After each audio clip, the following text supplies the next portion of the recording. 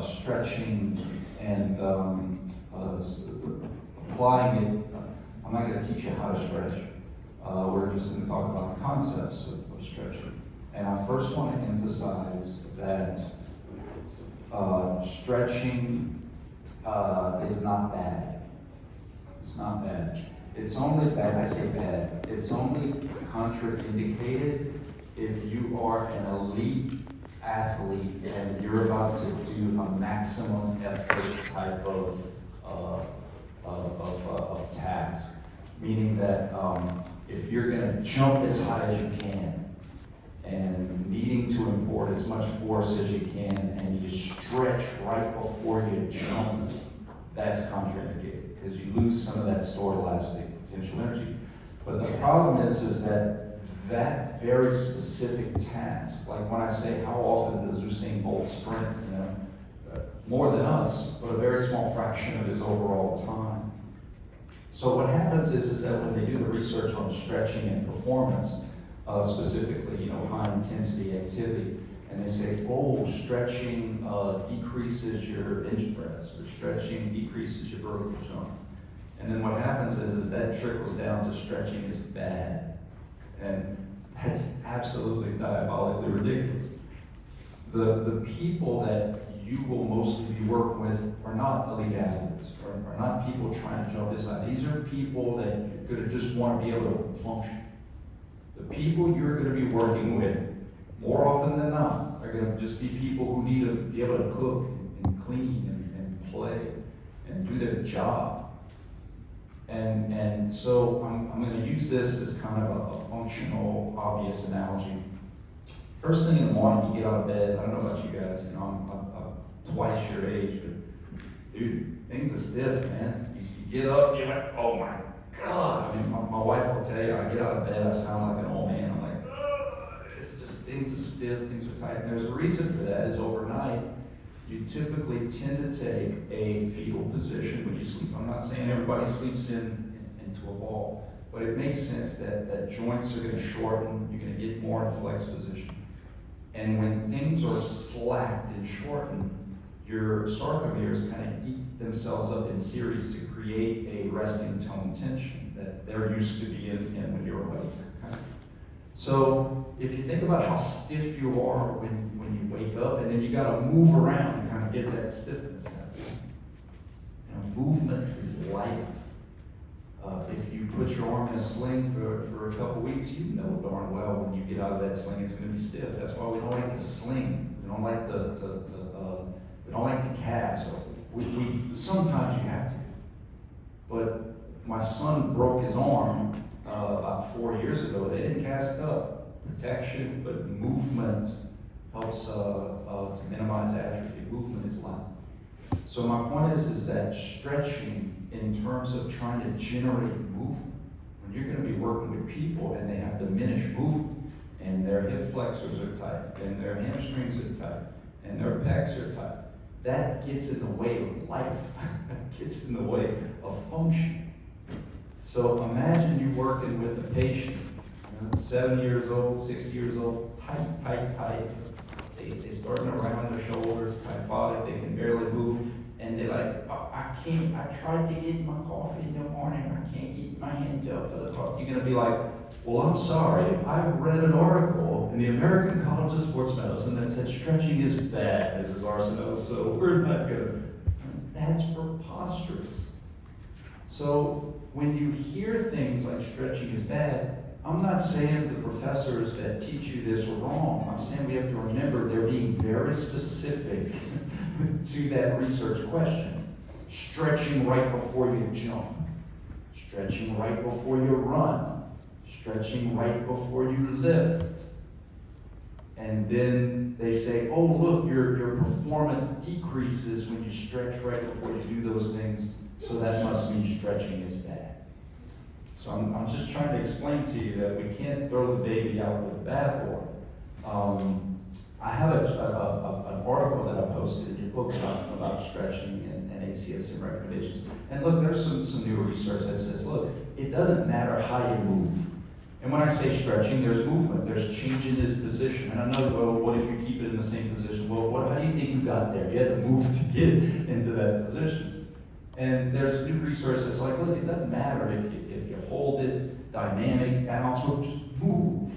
Movement, that's good. That's good for you. The more you move around, the more range of motion you're going to have. The more range of motion you have, the more function you're going to have. Okay? So I wanted to clear the air that stretching is not bad. Stretching is indeed indicated to restore and to maintain function. Okay? Now, the concepts of stretching, pretty darn simple if you keep in mind that muscles can only pull, right? So if we have, if I got no chalk. That's all right, we'll adapt. So the concept is, if you have things that only pull, and let's say we have two links, two rigid links here, you have your femur up here, your tibia, your fibula down there, that when things can only pull, if the two ends of what pulls get closer together, then it gets put on slack. It's pulling less, or it gets shorter, however you want to look at it. And then, so this analogy, let's look at our knee flexors, the muscles that cross the knee in the back, pull in the direction of knee flexion, whether that's wanting to do this or wanting to do this, okay? Right? When you actually flex the knee, regardless of who did it, meaning passively or actively, when those two ends get closer, right, there's less distance between the origin and insertion of the muscle. When those 2 points get further away, it gets longer, and in terms of muscles, longer is stronger, not because of the actin and the myosin, but because of the stretchy materials of the muscle, elastic components, the rubber band-like stuff of muscles, tendons and epimysium and perimysium. That's actually all the same material. I mentioned a few weeks ago where it's located is why it gets different names. I gave you an example of that. What's the difference between blood plasma and interstitial fluid? Location. It's the same substance. Okay? So tendon or mysium is the same stuff. It's just where is it found? It's called different things. So if I flex my knee, my flexors get shorter. Should be kind of common sense. And if I extend my knee, my flexors get longer. And the concept of stretching to help restore function is to bring joints to a position where muscles no longer inhibit range of motion. Now there could be other factors. You could have there's a lot of different factors on why you may have limited range of motion, but the most common is that your muscles are too darn tight and they're limiting how far you could potentially go in any said given direction. Okay? So it's like, I don't mean to typecast, I don't know how toys are made for this generation, but like when I was young and I got a toy, let's say like a G.I. Joe or a He-Man action figure, when you first started to play with them, those little sockets were very stiff. You'd move them, but the more you played with them, the looser they got. All of a sudden, He-Man's arms were spinning like crazy, like a helicopter, right? But the key was that the more I played with it, the looser it got. And it's very similar. The more you move it in, I say, extreme positions of motion, but outside of your normal range of activity, the looser it's going to get. Okay. So again, it's about functional tasks. Here's another example. You ever see babies squat and their feet can stay flat, on the ground? But then as adults, when we try to squat, we get up on our toes. A lot of that has to do with limits of our range of motion. And over time, our muscles get real stiff, our muscles get real tight. But more than anything, we tend to adhere to our activities of daily living, and that can get in the way of our range of motion as well. How much time do you spend in a pseudo-fetal position? Okay? I'm not saying all the way feel, but how often are you seated in the car? Hips are flexed, knees are flexed. Sitting in class, hips are flexed, knees are flexed. Watching television, hips are flexed, knees are flexed. Thank you for letting me know. Sleeping, a lot of times hips are flexed, knees are flexed. So it's really no shock that when you get out of that sling, these guys are going to be stiff. Now, here's where some illusionary things happen. If I get out of my elbow sling and I feel my elbow flexors are stiff, right? I mean, I kind of have to work through it to get my arm to be, plumb up. But the illusion is that if my hip flexors are real stiff, my leg has to be perpendicular to the ground, parallel to the ground. Well, what happens is when you get those hips out of that sling, they've been shortened for long periods of time and they're stiff, you have the option of staying flexed by having anterior pelvic girdle rotation, or your pelvis being anteriorly tilted. And you compensate by extending your trunk to keep your functional circle of sight in reach, so you don't even notice that you're either in a sling, stayed in a sling, or that you are encouraging those tight hip flexors, because all you got to do is compensate at the pelvis and compensate at the trunk. So your body's compensation mechanism encourages that behavior of your hip flexors, and it just keeps spiraling. Okay?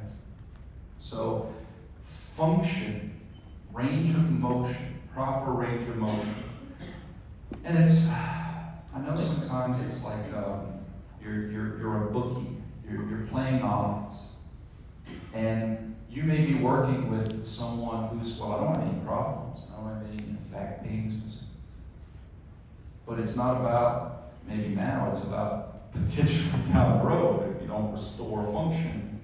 So I remember a friend of mine, Stephen Kramer, anybody work at PT South? I remember Kramer told me years ago, he said, if someone comes into our clinic for whatever reason, and they do a full assessment and head to toe, and we notice there is limits to their range of motion, even though that's not warranted on what we're working on, we're going to try to help them out. We're trying to prevent, future issues as well. So restoring function through range of motion and stretching. So again, I'm not here to tell you, this is how you should stretch and it should be done. Movement, whether it's static, dynamic, movement and positions outside of slings that life has put us into. Look, my mom retired, my dad's retired. Every day I go in the afternoon, they live with us in a little side house, because they're getting up in age. And Mama's on her little rocking chair, rocking. Mom, you doing okay? Yeah, did you hear about Mr. Clifford? Because she's on her little Facebook. And sometimes I'm like, man, how much time does she spend? It's not just being on her phone. She's retired. She does what she wants. But in a sling, just hips flexed, knees flexed, and just spending time in that position. So this is what the kind of things you're going to need to know for your test. It's the concept of position and lengthening. Meaning that if you have muscles that pull in every direction of motion, we have to realize that when you actually have motion in the direction of those ropes pulled, those muscles are going to get shorter. Now, I didn't say they're going to contract, but they're going to get shorter, meaning that if I'm just laying down relaxed and someone is moving me around passively, my muscles may not be working above resting tone, but as they adduct my shoulder, my adductors get shorter and my adductors get longer. And as I flex my shoulder, my flexors get shorter and my extensors get longer. And as I externally rotate my hip, my external rotators get shorter and my internal rotators get longer. As I flex my hip, my flexors get shorter and my extensors get longer. It's the concept that I want you to see. So how would we stretch hip flexors, muscles that pull in the direction of hip flexion, we need to extend the hip in order to stretch the muscles that pull the hip in the direction of flexion. How would we stretch adductors? By abducting. How do we stretch shoulder flexors? By extending. And how do we stretch extensors? By flexing. It's that simple. How do we stretch left transverse cervical rotators? By being put in a position of right transverse cervical rotation. That's all you got to know, really. It's not about indications and etiology and others. It's just about the concept of, if there is a certain group of muscles that pull in a certain direction, I need to create either motion in the opposite direction or a new position in the opposite direction to lengthen the stretch.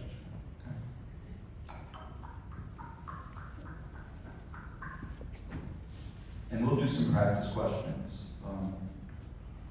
I guess the hardest part would be the trunk again, right? Where the concept of pelvis and trunk being in opposition. So I might have a picture of someone doing our windshield wiper exercises, and their legs are all the way to the left, and I might say which trunk muscles are being stretched, or which trunk muscles are being lengthened.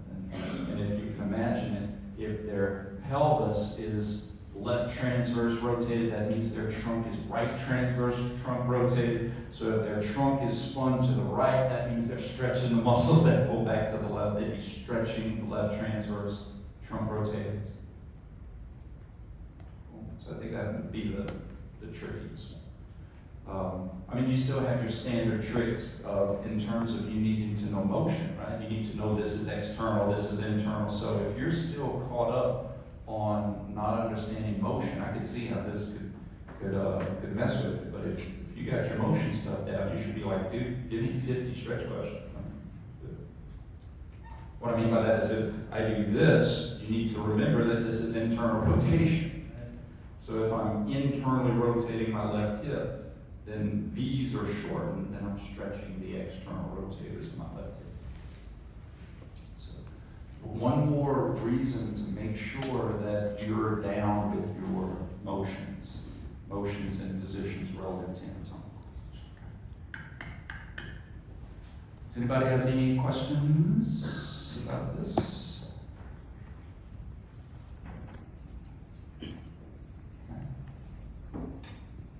All right, this is what I'm going to do. I'm going to give you, I'm just going to be totally honest, y'all are an outstanding class this semester. I have absolutely zero to gain for saying that and just being honest. We moved very efficiently. And so outside of, I'm going to go back through my notebook to make sure I didn't miss anything. But we did functional tasks where you got to go faster than gravity. We talked about speeding ups and slowing downs, and understanding on the test you're going to have to identify when there's work, who did it, how they do it, who's working greater than who, that kind of stuff. Then we segue into a bunch of different examples, help girl stuff. And then today I introduced stretching to you guys with no questions or clarifications. So I tell you what we'll do. Let's break into small groups. And I say small groups, 2, 3. I know sometimes you guys have super confidence of 8 or 10 people. That's understandable. But what I'd like to do though is I want you guys to get every stretch question right. 3-foot putts. You gotta make your 3-foot putts. So what I'd like for you guys to do in small groups, and I'll float around and answer questions if you want to ask me something on a small scale, that's fine. But I'd love for you to feel the concept starting at your lower leg and working yourself all the way up to every joint that you're accountable for. So how would we stretch the plantar flexors? We need a dorsiflex flex. What are a couple ways we can do that? Well, we could move the distal part about the proximal, or we can keep the distal part fixed and we can move the proximal part about this. Like just different types of lengthening so that you can feel, oh yeah, when I dorsiflex, I feel things that are pulling in the back. And then do it for the knee, for the hip, um, trunk, cervical, scapular, all that kind of stuff. Okay, we're cool? So we're gonna have a functional lab day. Of course, if you have any questions outside of that, you could be discussing certain exercise or agonists, who's working, why they're working. We can talk about that as well, okay? All right, we're good? Okay, on to ready break.